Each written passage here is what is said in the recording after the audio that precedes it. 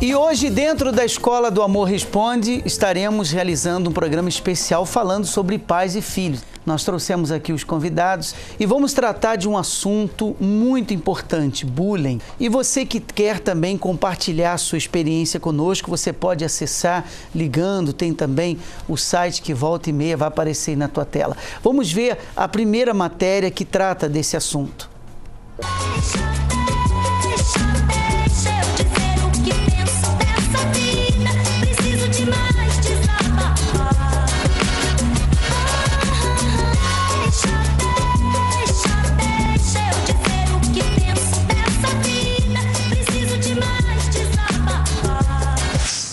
Tô entendendo.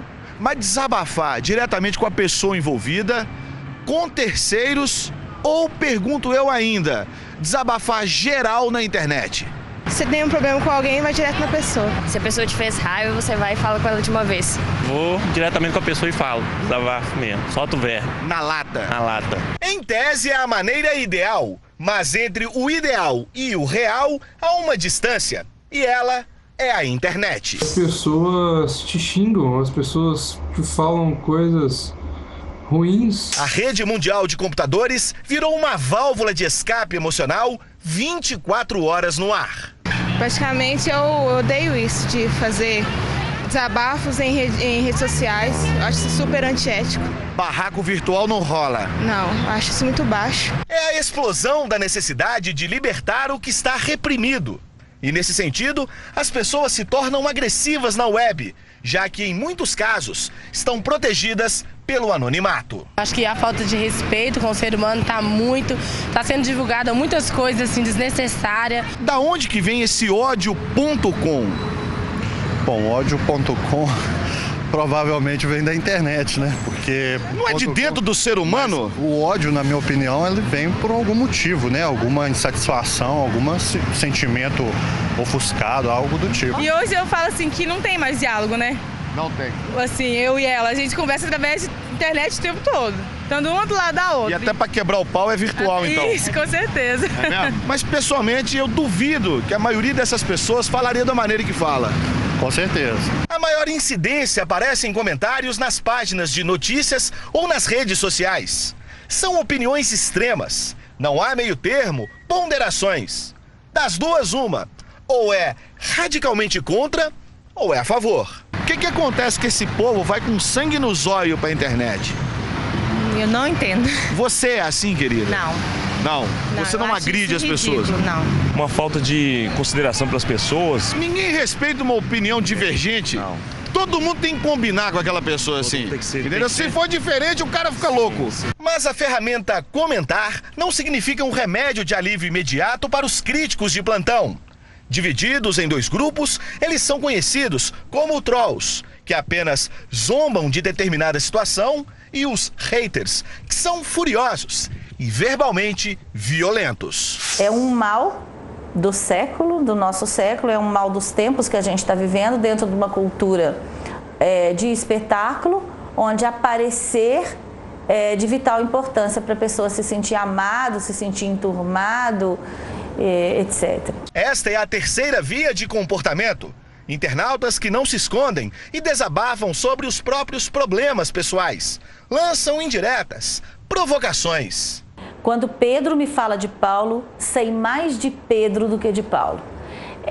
Quando Freud fala essa frase, ele está dizendo aqui a maneira como as pessoas falam das outras me diz mais sobre elas mesmas do que sobre as outras. Em todos os casos, se chega à conclusão: o computador virou um divã virtual. E quando a gente perceber que a gente está querendo viver a vida do outro, que a gente está querendo ser o outro, que a gente está completamente incomodado com o sucesso do outro, há algo errado com a gente.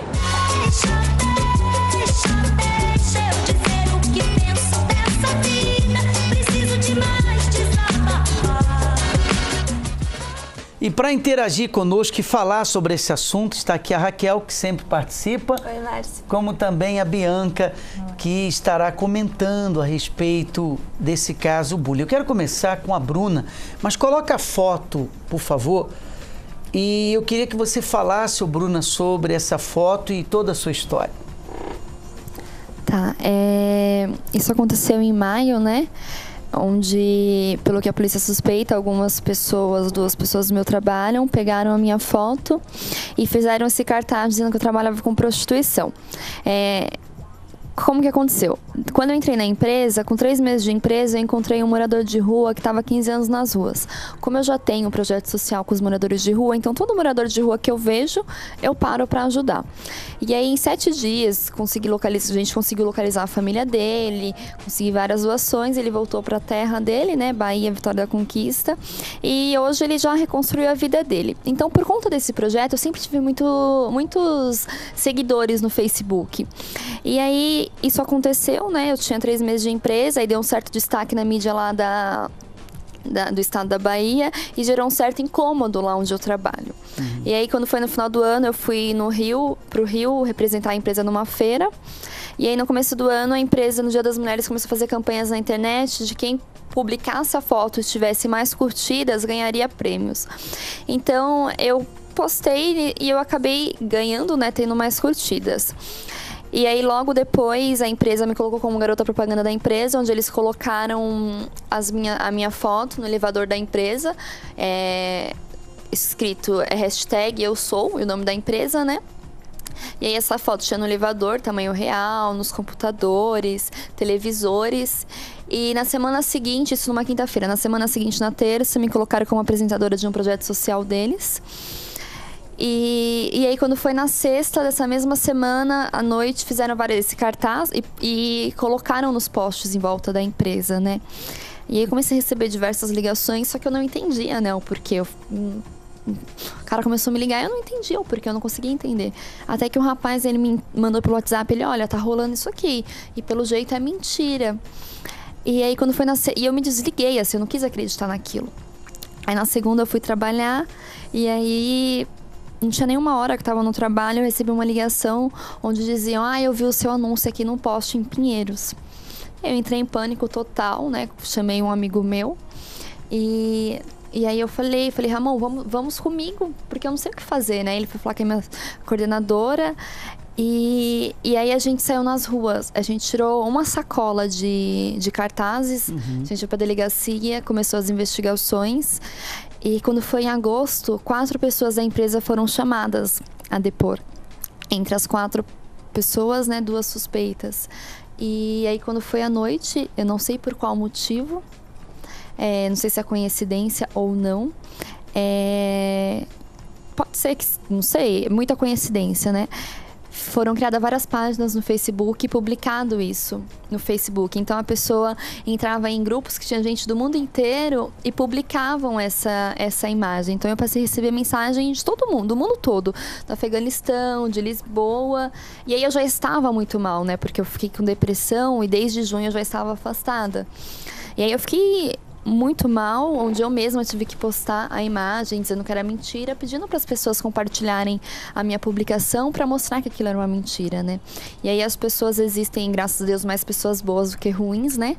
E aí as pessoas começaram a publicar, a compartilhar, e aí do dia pra noite apareceu 9.000 seguidores na minha página, as pessoas que eu já tinha um pouco, mas não tinha tudo isso, né? E aí as pessoas ficaram bem sensibilizadas. E aí elas deram um tiro no pé, né? Porque garota de programa nenhum coloca o nome completo, né? O telefone pessoal e muito menos o telefone da empresa. E as pessoas que entravam no meu Facebook viam que eu não sou isso, viam as imagens dos moradores de rua. Então as pessoas começaram a se revoltar contra essa situação. Foi quando a Record gravou uma reportagem, né? A Record, sim, me ajudou muito. Eu agradeço muito a eles, toda a equipe do Balanço Geral, do Hoje em Dia, toda a equipe da Record, a repórter Helenise, assim, que foi incrível. E eles me ajudaram muito, né? E desde então, a gente continua as investigações, desde que a Record gravou a reportagem, eu tenho recebido muito apoio, muito carinho, né? Claro que é uma luta diária, né? Porque até hoje não descobriu quem foi. Não, a gente tem as suspeitas, né? Que são 2 pessoas da empresa. A polícia continua a investigação. Tentaram hackear meu Facebook, desde outubro estão tentando, não conseguiram. Dia 9, agora, fizeram um Facebook falso, como se fosse... eu, né, colocaram as minhas fotos, aí até colocaram na capa um salmo, para as pessoas acreditarem mesmo que era meu Facebook. Só que eu acho que as pessoas viram, denunciaram e acabaram apagando, né? Mas a gente continua nas investigações, né? E é uma luta diária mesmo. Abalou a estrutura familiar dentro de casa? Sim, porque minha mãe ficou muito abalada, né? Eu não sei o que me doía mais, ver a imagem ou ver a situação que minha mãe ficava, porque ela me via mal, então ela ficava mal, só que ela tentava esconder que ela estava mal. E eu sabia que minha mãe estava pior do que eu, porque mãe sofre 2 vezes, né?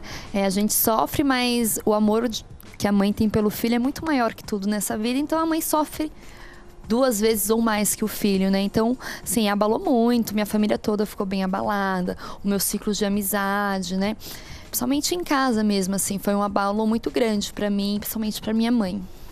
E você hoje está reconstruindo esse estrago todo que fizeram. Você está tentando limpar aos poucos a sua imagem. Como você falou, tem mais pessoas boas do que ruins que acabam colaborando com isso, né? Sim, porque assim, quando as pessoas viam que era mentira. Principalmente quem entra na minha página no Facebook vê que aquilo é uma mentira, né? Principalmente quem me conhece. Mas o que mais me abalou, o que me deixou mal, é porque eu sempre acreditei muito na bondade das pessoas, né? E eu ainda acredito, sim. Eu acredito que elas são pessoas boas, elas só não foram boas comigo, né? Elas têm algo bom dentro delas que precisa ser trabalhado, que precisa ser aflorado. Então, por acreditar sempre muito na bondade, então isso me deixou muito mal, isso me abalou muito. É como se tudo que eu acreditei me tivesse sido roubado, né? Então eu fiquei muito mal, eu fiquei sem sair de casa, eu fui voltar para a faculdade, as aulas começaram em agosto, eu fui voltar para a faculdade no final de setembro, porque eu não conseguia sair nas ruas. Se eu olhasse alguém mexendo no celular, e se a pessoa só olhasse para mim, eu já pensava, tá vendo a imagem, está achando que eu sou garota de programa. Você até se afastou do trabalho devido a problema psicológico. Sim, eu tô afastada por depressão desde julho. Desde julho e até agora eu não voltei, né? O INSS, infelizmente, está liberando todo mundo para voltar, mas o meu médico e o médico do trabalho deram um laudo que eu não tenho capacidade alguma de voltar, e a gente vai entrar com recurso contra o INSS, né? Mas desde então eu tô afastada, porque eu revivo tudo, né? Quando você revive, eu mesma tive que sair retirando os cartazes do postes. Então a pessoa foi bem estratégica, assim, ela colou nas ruas onde todos da empresa almoçam. Você acha que foi uma coisa pessoal? Eu acho que foi inveja, porque a gente sabe que a inveja, né, se faz muito presente. E quando você é uma pessoa correta, quando você é uma pessoa que faz o bem, você incomoda, né? Então, somente se você se destaca. Não foi apenas num tom assim de brincadeira, não? Não, porque a pessoa ela fez por quê? Porque ela viu que eu publicava as fotos e eu ganhava o prêmio. Ela viu que eu, com menos de 1 ano de empresa, fui colocada como garota propaganda, enquanto elas têm muito mais tempo do que eu, né? Até um cargo maior do que eu. Então, foi a inveja mesmo, né? E por ver, né? Porque é normal você fazer o bem, você vai incomodar alguém, né? A pessoa não queria apenas se divertir, como no caso do bullying virtual. Não. A pessoa quer se divertir e espalhar aquela imagem. Ela queria realmente sujar a sua imagem. Sim, ela queria prejudicar. Queria sujar a sua imagem. O que ela pensou? Ela falou assim, a empresa colocou ela ali no elevador como garota propaganda da empresa, então, vendo ela como garota de programa aqui nos postes, vão tirar imediatamente. Então, claro, a pessoa não pensou nem queria ter tal repercussão, né? A polícia está muito dedicada, o 14º DP de Pinheiros, eles estão se dedicando muito, né? O chefe da investigação, nossa, eu sou muito grata a ele tá se dedicando muito mesmo, assim, né? Então, elas não pensaram que a polícia iria se dedicar tanto, que iria ter tamanha repercussão, né, na mídia. Então ela acabou fazendo para prejudicar a imagem. Seu pai e sua mãe tentam lhe ajudar de alguma forma? Eu moro com a minha mãe e meu irmão, né? Meu pai, eu não convivo com meu pai, mas minha mãe me ajuda muito, sim. Que tem dia que eu não tô bem, né? E aí eu falo, ai mãe, hoje eu não tô bem, hoje eu tô mal, hoje eu tô abalada. Ela fala, não filha, levanta, você não tem porquê. É minha guerreira, né? Eu falo muito que a gente tem que dar muito valor, né?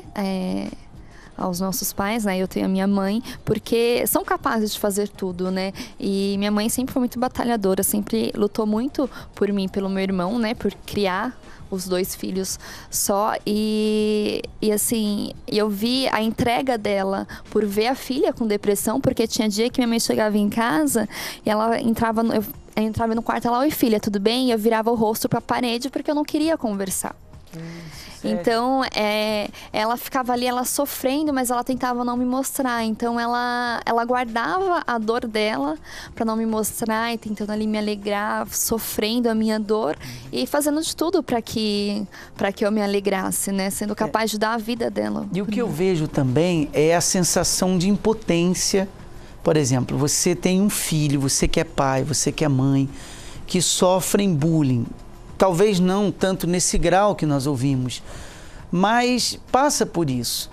E a situação toma uma proporção tão grande que você não sabe como se posicionar, você não sabe o que fazer, você não sabe que maneira apoiá-lo, que maneira livrá-lo dessa situação.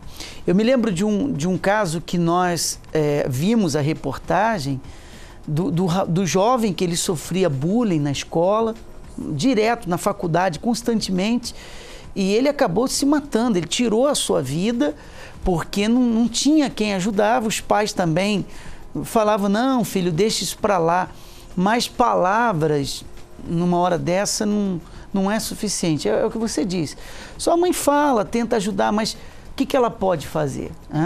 É muito complicado, assim, porque eu cheguei no nível, assim, que eu pedia pra Deus. Eu falava assim, eu não quero mais viver, eu não tenho mais vontade de viver, né?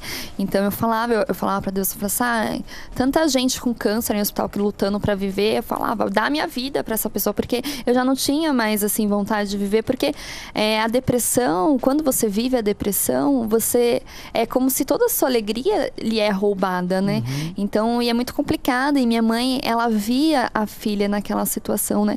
E a impotência também, não por ela não saber, e porque a gente aguarda retorno não só da polícia, mas também o Facebook, a gente tá desde que aconteceu esperando o retorno do Facebook, o Facebook até agora não passou nada, a polícia vem pedindo, e o Facebook não passa os dados das páginas, do IP, e aí você vai ficando pior, porque você vai vendo que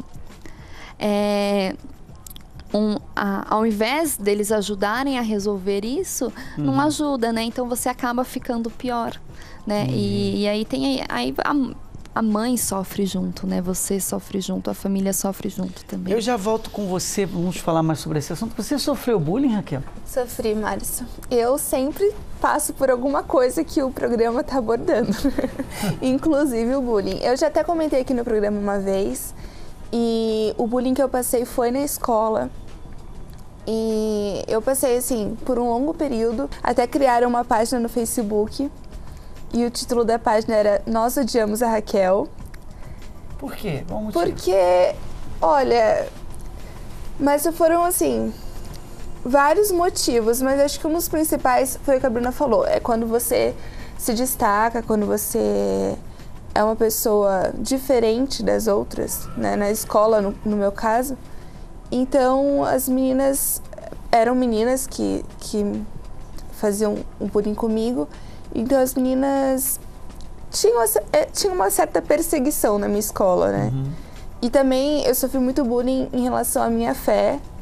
Por eu seguir uma fé cristã, eu tive muita perseguição em relação a isso. E isso é muito comum nos jovens.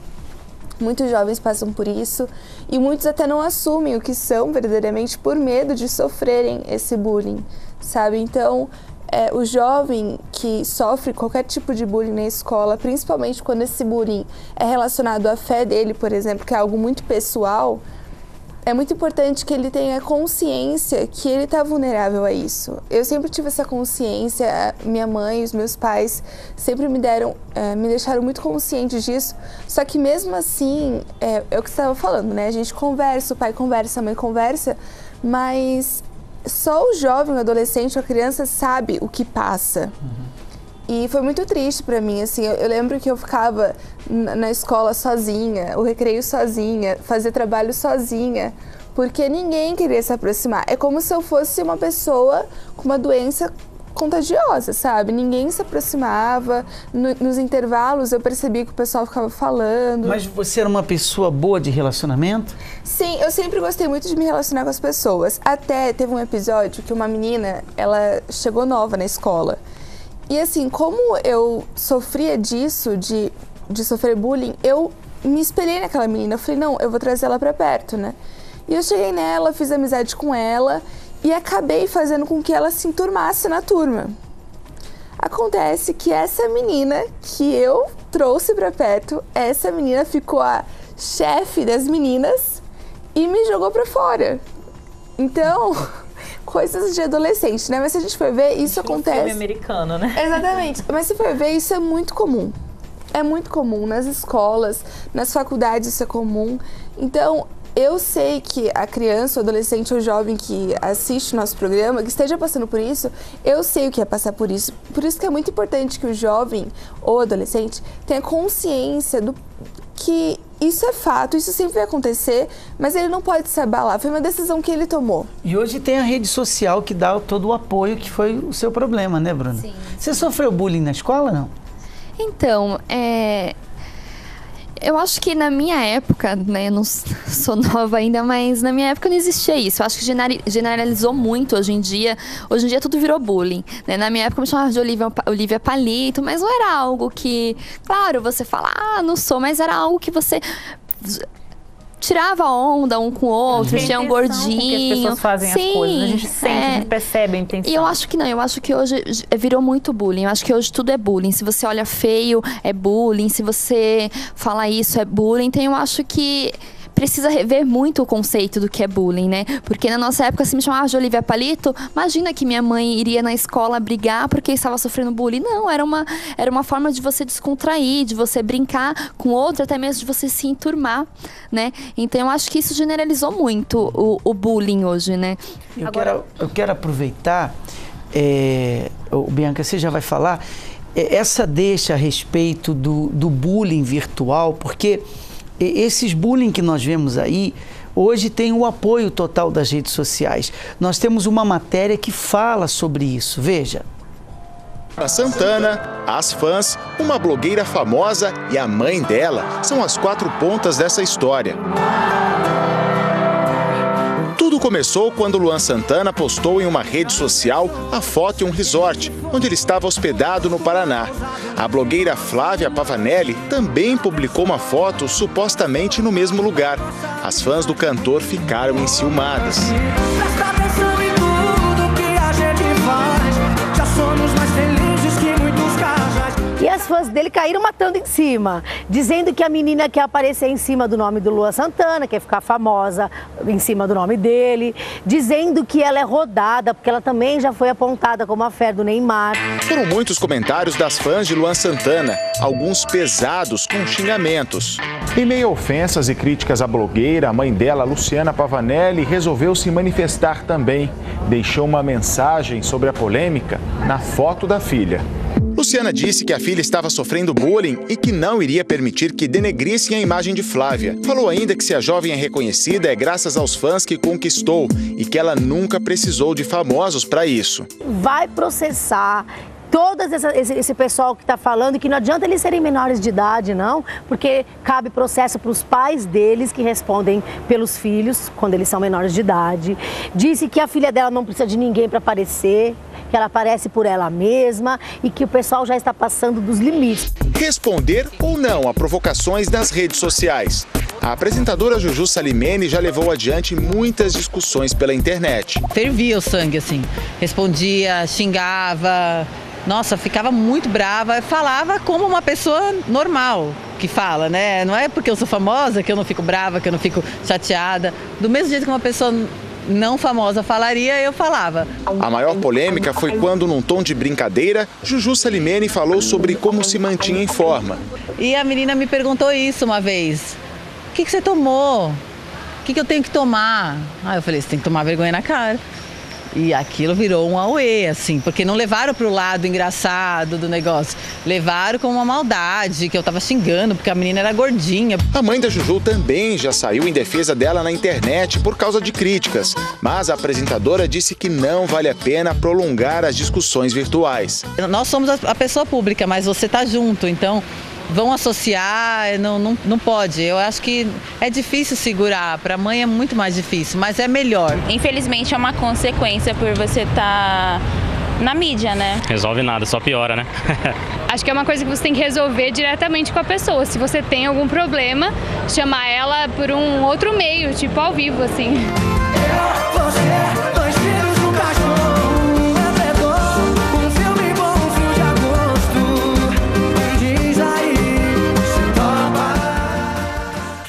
Bom, você viu aí essa matéria que enfatiza o trabalho da rede social que faz as pessoas sofrerem ou aumentar o bullying ainda mais. Você ia falar o quê, Bianca? Eu ia falar no caso da Raquel. Raquel, eu creio que a dor maior do bullying é que você chega num ponto que você mesmo começa a duvidar do que você é. Não é verdade? Você começa a ficar confusa. A dor vem da crítica, óbvio, mas chega um ponto, como no caso da Bruna, que você começa a pensar, poxa, mas eu sou uma pessoa legal, mas fica aquele será? Né? Aquela crítica externa começa a confundir o seu conceito a respeito de você mesmo. Sim, você começa a pensar, bom, será que não seria muito mais fácil se eu me voltasse para o que as pessoas estão falando? E sabe, Bi, eu pensei muitas vezes assim, muitas vezes eu pensei assim, bom, será que não seria muito mais fácil se eu esquecesse então tudo que eu afirmo ser e se eu fosse o que as pessoas querem que eu seja, né? Só que depois, por isso que é muito importante, que o adolescente, o jovem, tenha os pais. Porque quando os pais, eles estão junto, os pais sabem, né, o que passa na escola, o que passa no dia a dia do estudante, por exemplo.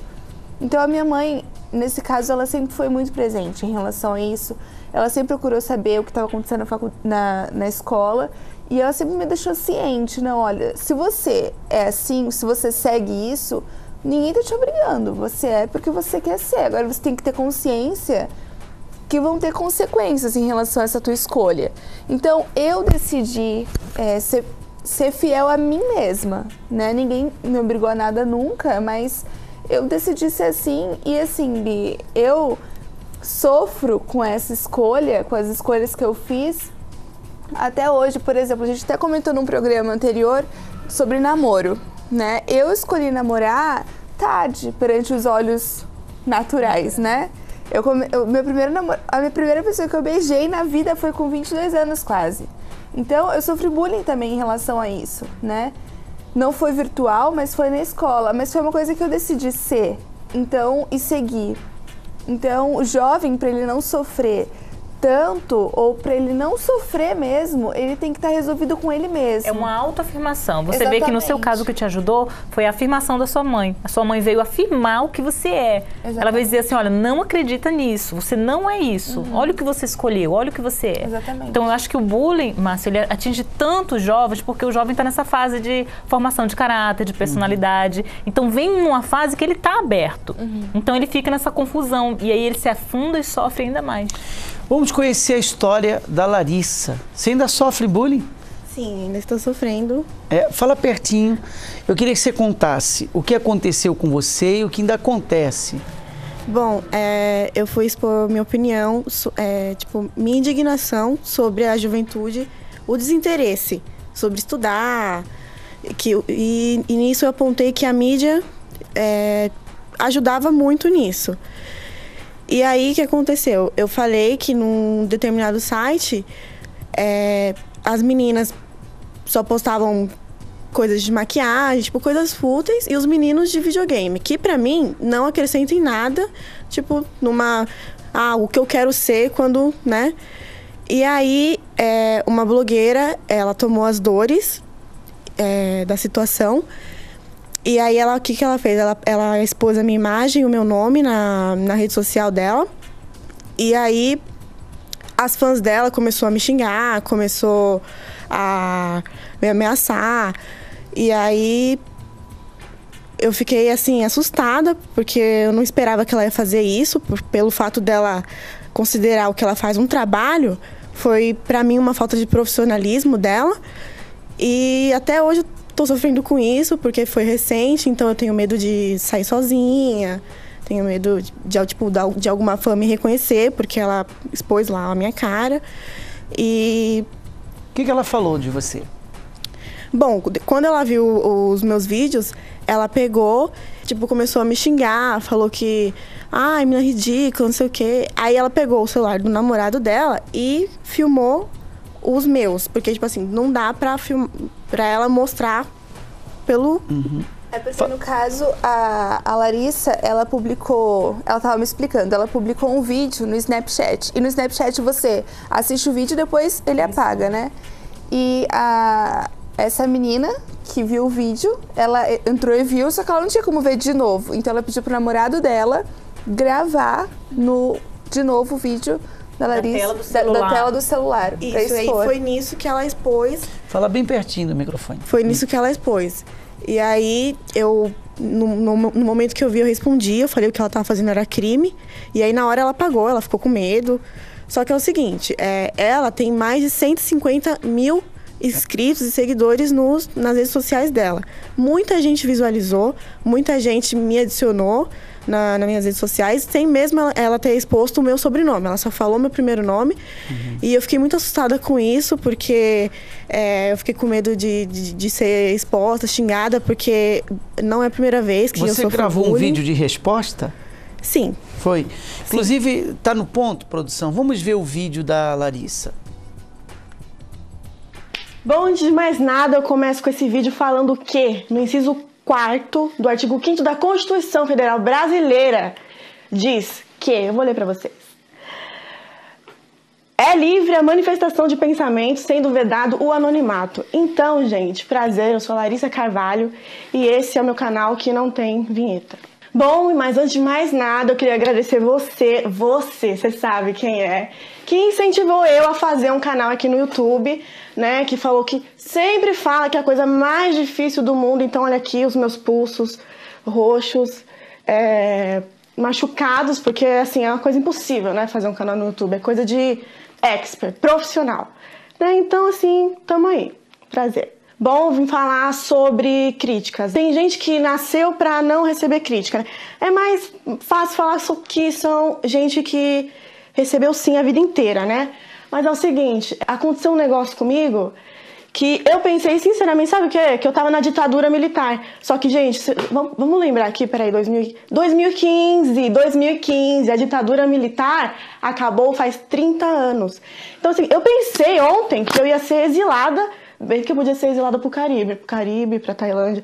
Aí seria uma boa ideia. Mas não. Eu pensei que seria exilada porque fui xingada, fui exposta. E o que aconteceu? Eu sou a culpada, né? Eu saí como a culpada, por quê? Porque eu expus a minha opinião, gente. Não pode mais, sabia? Vocês sabiam que não pode mais expor a opinião de vocês? Tem gente que se acha a prima da Lady Gaga, né? Vai ser comido pelos mesmos bichos que eu quando morrer. Primeiro vídeo, tá meio improvisado, mas é isso aí. É isso, gente. Beijos. Como não fiz isso pra ser anônima, aceito críticas, né? Porque lógico que vai ter, né? Das fãs, óbvio. Teve muitas visualizações, Larissa? Não teve. Eu sinceramente pensei que teria, tipo, 100 no máximo, assim, 10. Minha família e meus amigos da faculdade. Tá chegando nas 700 visualizações já. Pra mim, isso já é um começo. E eu fiquei muito contente, porque muita gente me incentivou a continuar. Porque eu não fui a primeira e não vou ser a última que vai acontecer isso, que vai expor uma opinião e vai ser respondido de uma maneira ofensiva. E sua família? Então, seus pais pensam o quê? Os meus pais, eles me apoiaram a fazer esse vídeo resposta, porque, assim, isso é caso de polícia, só que eu resolvi não seguir adiante, abrir processo. Então, a melhor forma que eu achei de responder, sem também expor, foi o vídeo. Os meus pais, eles me apoiaram e eles sempre me aconselharam, porque eu sofro bullying desde criança. Pelo fato de, ela era Maria Macho quando era criança, por causa de ser gordinha. Então, os meus pais, eles sempre estavam ali, e foi o que a Raquel falou. O incentivo de pai e mãe é essencial, porque a minha mãe sempre falou, você não é isso que falam, você é linda, você tem que ser o que você acha que você é, não o que impõe que você é. Então, na escola também você enfrentou? Sim, enfrentei o bullying. Você é perseguida pelo bullying, então, hein? Sim. Eu quero até colocar uma matéria que mostra o bullying na escola. E eu quero pontuar uma coisa aqui. Você falou a respeito das pessoas que, de certa forma, criticaram você pela idade que você começou a namorar e tal. Mas essas pessoas, para elas saberem assim da sua vida pessoal, são pessoas próximas a você, são do seu convívio, são amigas. Sim. Sim, mas geralmente o bullying, quando não exposto assim na rede social, ele é cometido por pessoas próximas, né? Principalmente no caso de jovens e adolescentes no meio escolar ou no meio acadêmico, em relação aos jovens que fazem faculdade. Então, eu sofri muito bullying, principalmente na escola. E assim, eu não sei se seria considerado bullying, mas em relação à opção de namorar um pouco mais tarde, tem comentários sim, até em relação à família, parentes, né? Porque é uma escolha. Você posta fotos, ó, comecei um relacionamento sério. Essas rosas, não acredito. Ajuda a divulgar também, né? Sim, mas assim, é muito comum, porque o que é o bullying, né? O bullying é uma pessoa ter uma atitude que geralmente é contrária à opinião da maioria, então ela é exposta, pode ser ridicularizada por isso, pode ser comentada por isso, pode sofrer acusações por isso. Então, a pessoa que sofre bullying, geralmente, ela vai contra a maré, né?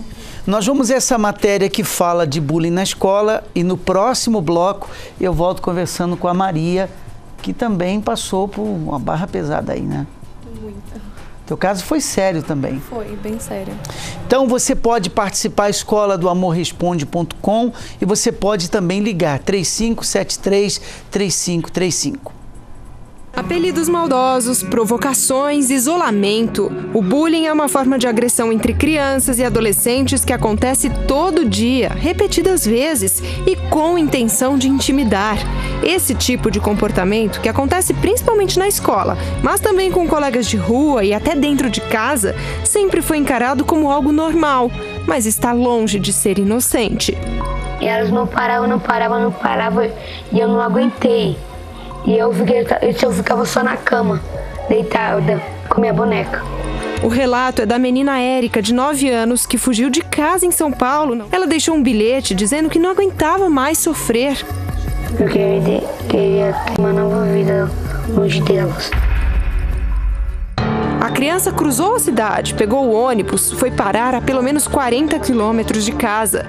O reencontro de mãe e filha foi emocionante. O caso da menina Érica chama a atenção para o que os pais devem fazer numa situação como essa. Será que na primeira queixa da criança já é preciso tomar alguma atitude? Quais os sinais mais comuns de quem sofre bullying?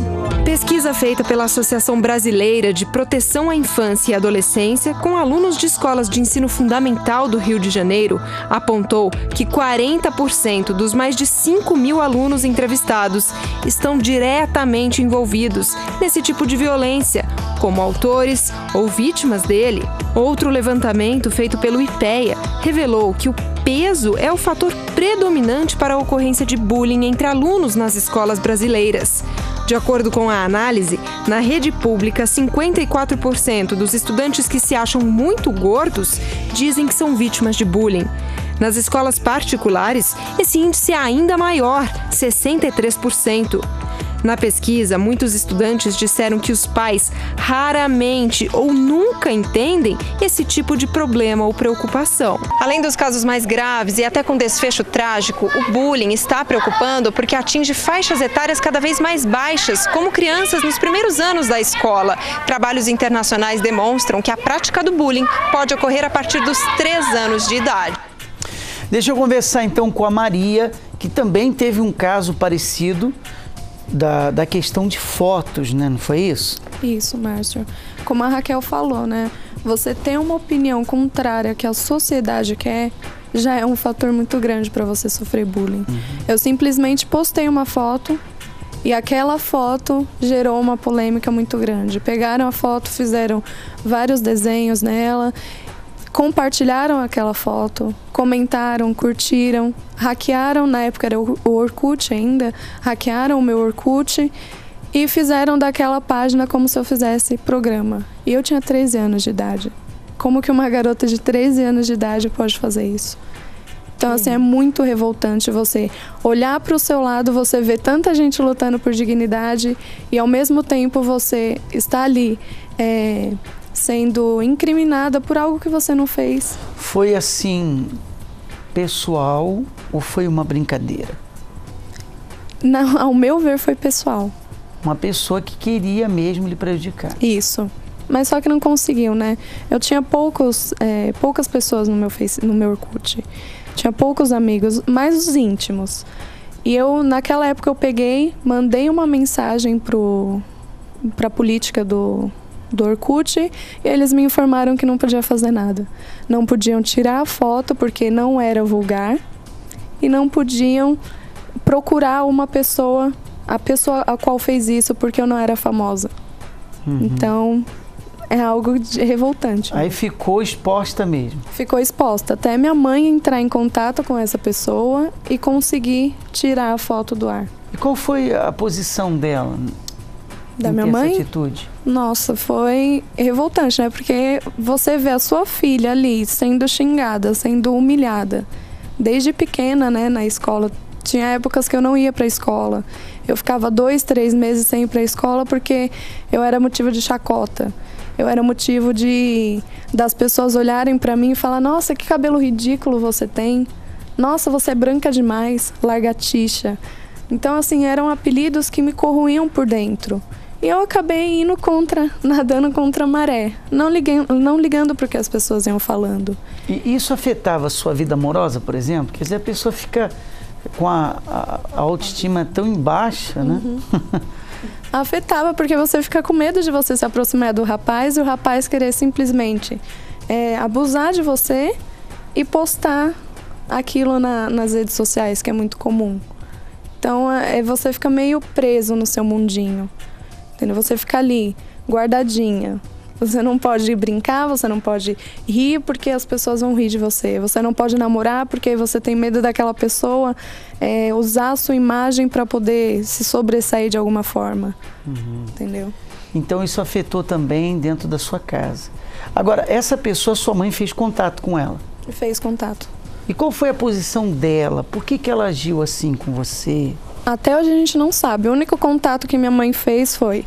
Ela pegou, na hora que estava online, lá a pessoa estava mexendo na minha página, minha mãe entrou em contato com ela e falou assim: a polícia já está entrando em contato, já está... Na verdade não estava, né? Porque eles não podiam fazer nada. Então ela falou: eles estão entrando em contato, já estão identificando onde você está e se você não passar a senha do Orkut dela, que foi hackeado, a polícia vai te prender. Eu vou abrir um inquérito contra você e você vai ser preso. Eu vou tirar tudo que você tem. E na hora a pessoa mandou a senha do Facebook. Do Orkut na época, né? Que é onde você conseguiu tirar tudo isso? Consegui tirar. Mas ficou bastante tempo? Ficou, eu acho que uns 7 dias, 8 dias. Muitas pessoas viram. Muitos compartilhamentos daquela foto, muitos comentários. E pessoas assim que eu achava que iam me apoiar, estavam indo lá comentar, compartilhar aquela foto. Isso que é pior. E isso atrapalhou também no seu interior, atrapalhou com a sua mãe, atrapalhou com a sua família, atrapalhou seus estudos. E a pergunta principal: como vencer isso sozinha? Sozinha a gente não consegue, porque você fica preso naquele mundo, como a Raquel estava falando, você fica com receio, né, de sair, com receio de conversar, com receio de falar a sua opinião. Sozinho você não consegue vencer. Você ficou quanto tempo nessa?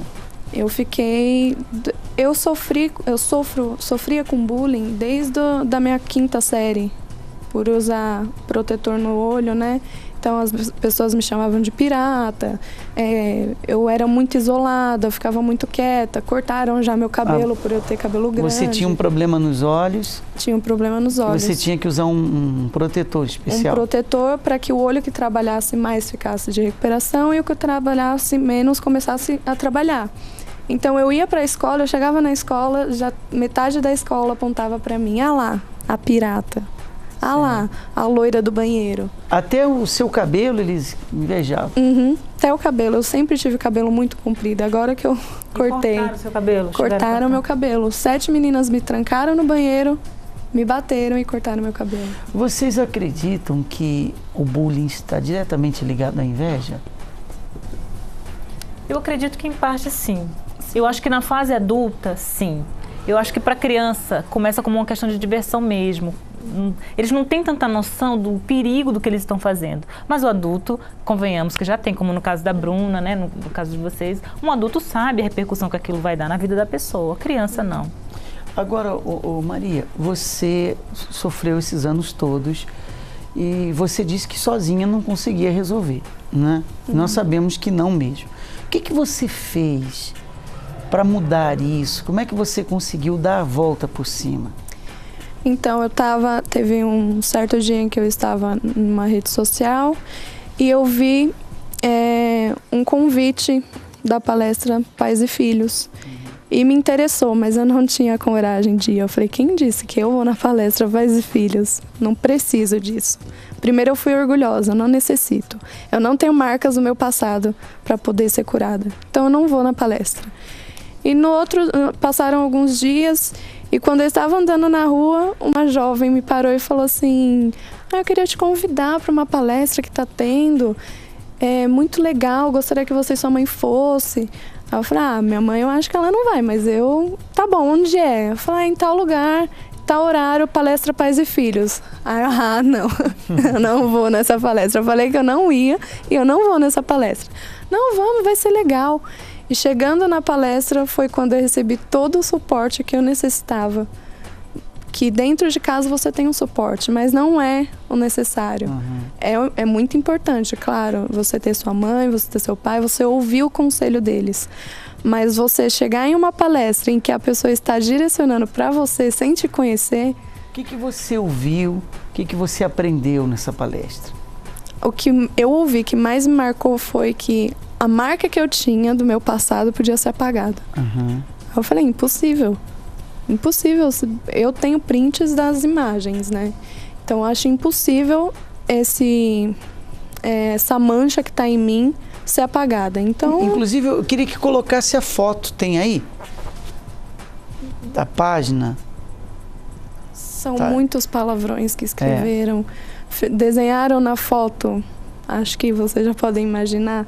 Escreveram muitas coisas, colocaram o meu endereço, colocaram o meu telefone, de onde realmente eu morava, o telefone a qual era meu realmente, falando que eu fazia programas, falando que eu estava disponível a qualquer hora, em qualquer lugar. Uma menina de 13 anos, que simplesmente estava pensando em terminar os estudos. Você ficou livre desses traumas na palestra? Na palestra. Foi quando eu ouvi essa palavra, que chegou e falou assim, o bispo chegou até e falou assim, você pode ser curada do seu passado, você pode ser limpa do que você tem dentro de você. Eu falei, como é que eu vou ser curada de uma mancha que uma pessoa fez em mim? Impossível, não vou conseguir. É muito comum, Márcio e Bi, que muitas pessoas pensem assim, não, mas eu não dá pra eu perdoar quem fez isso comigo porque eu nem tenho contato com essa pessoa. Essa pessoa nunca vai poder chegar pra mim e pedir desculpa. Então eu prefiro guardar isso dentro de mim e tal. Mas isso aconteceu comigo. Nenhuma das meninas que fizeram bullying comigo chegaram pra mim um dia e me pediram perdão. Nenhuma delas. Inclusive eu nem tenho contato mais com elas. Nenhuma delas, nunca mais. Porém, eu tive que tomar uma decisão. Foi em uma dessas palestras com a Maria que eu assisti, que eu tive que tomar uma decisão de resolver isso comigo, porque eu nunca ia poder resolver isso com as meninas, né? Talvez eu nunca tenha a oportunidade de chegar para elas e falar, olha, fulana, eu quero que você se explique por que você fez isso naquela época, porque olha só quanto eu sofri e tal. Eu nunca vou ter essa oportunidade, talvez eu tenha, talvez não, mas eu não poderia ficar dependente disso para eu me resolver. Foi quando numa dessas palestras foi falado assim, você tem que tomar uma decisão de perdoar, porque o perdão é uma decisão. E eu comecei a pensar sobre aquilo e essa palavra me ajudou muito, não só em relação ao bullying, mas em relação a outras coisas também. Então eu decidi perdoar elas, mesmo nunca mais as vendo. Eu nunca mais as vi, nunca mais. Mas elas estão perdoadas. E não foi necessário vir o perdão do lado de lá? Não, porque você se resolveu do lado de cá. Eu tô resolvida. Hoje, Márcio, eu dou até risada da situação, porque é uma coisa tão... Eu olho isso como uma atitude muito imatura que aconteceu, de ambas as partes. Ela poderia ter 50 anos, eu poderia ter 40 anos, mas foi imaturidade. Hoje eu vejo assim, na época não, porque eu também não tinha esse conhecimento, né? Mas a pessoa que sofre disso hoje, é muito importante que ela entenda isso, que se ela quer resolver isso de uma vez por todas, com ela mesma, é importante que ela perdoe. Não porque ela tem vontade de perdoar, mas porque é uma decisão que ela toma para a própria libertação dela. Foi o que aconteceu com você. E você não pode obrigar, né, Raquel, você vai ter que me pedir desculpa. Não, é a opinião dela e você vai ter que conviver com isso. É a opinião dela, mas só que você não pode deixar a sua pessoa, o que você é de verdade. Você mudou, Maria? Mudei.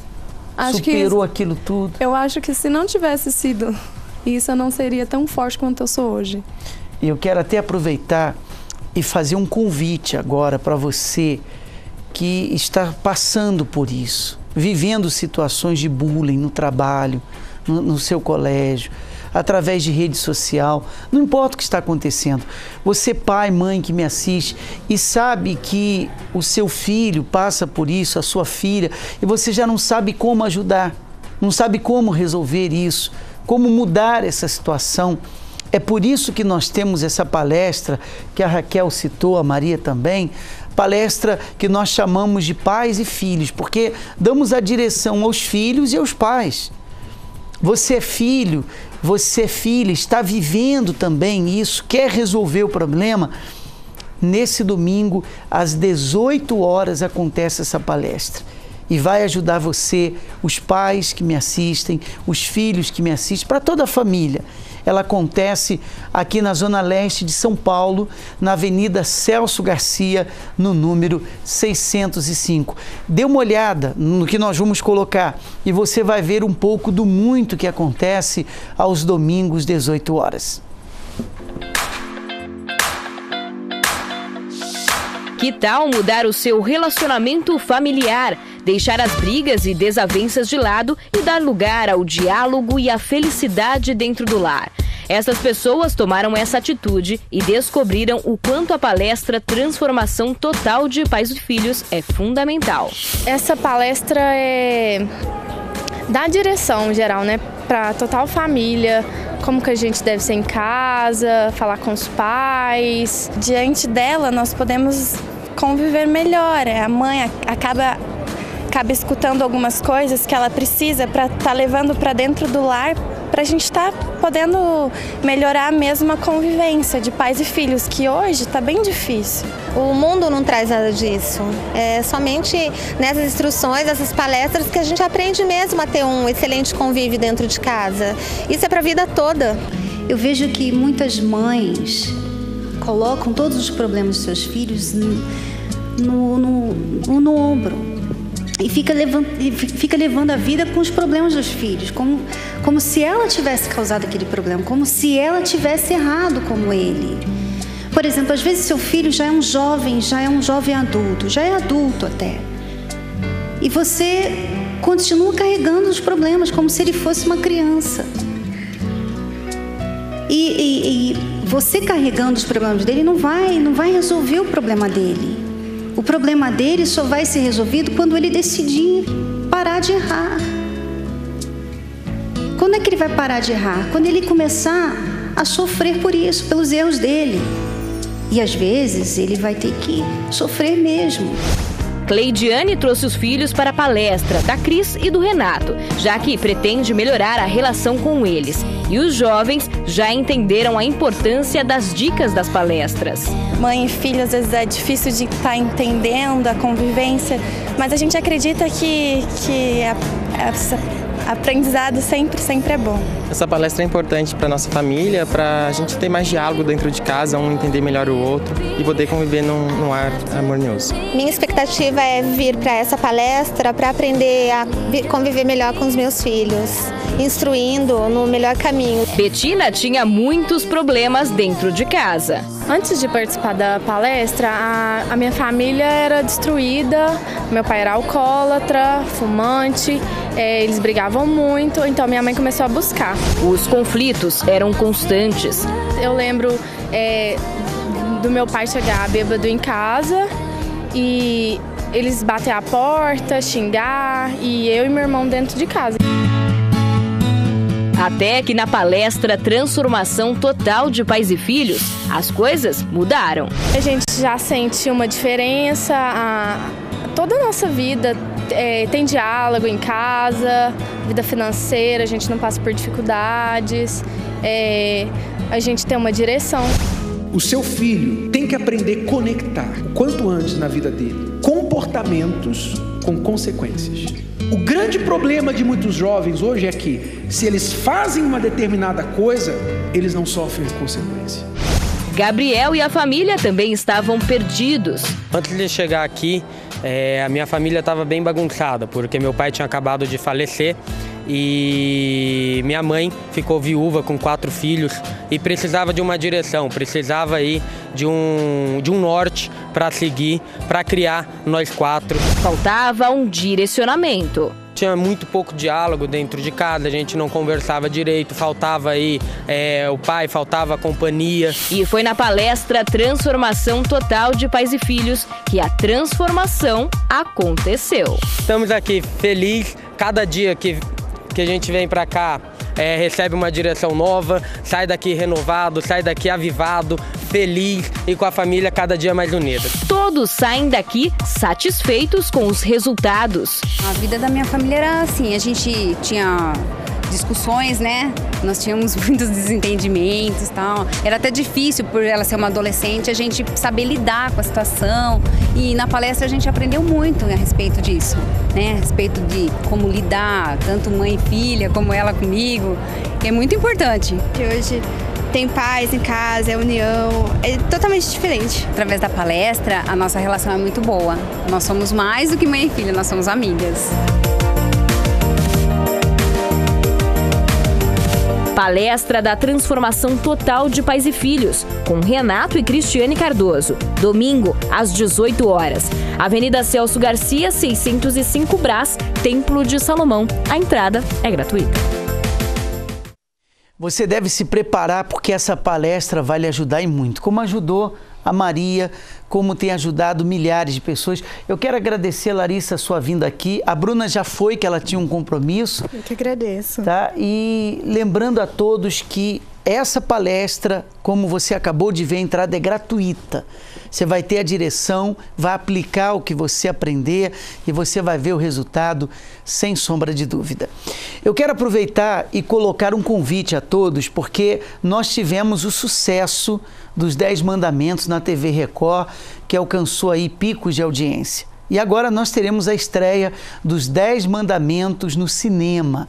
Você já deve se preparar, se programar, você e a sua família, porque vai ser algo assim espetacular com cenas inéditas. O Egito inteiro irá chorar pelos seus mortos. Maldição! Os 10 Mandamentos, o filme. Vamos massacrar esses hebreus e Moisés vai falar por tudo que fez. O melhor da superprodução da TV, com cenas inéditas e um final ainda não visto. Em fevereiro, nos cinemas em todo o Brasil. Chegamos ao final de mais uma Escola do Amor Responde, sendo que hoje um programa especial dedicado aos pais e filhos. Quero agradecer a Bianca. Tá difícil achar a Bianca no cenário. Perdi, sumi aqui. Quero agradecer a Raquel, que está sempre aqui marcando presença nesse programa. E nós nos encontraremos numa outra oportunidade. Tchau. A wonderful show. It's the most intelligent show on television.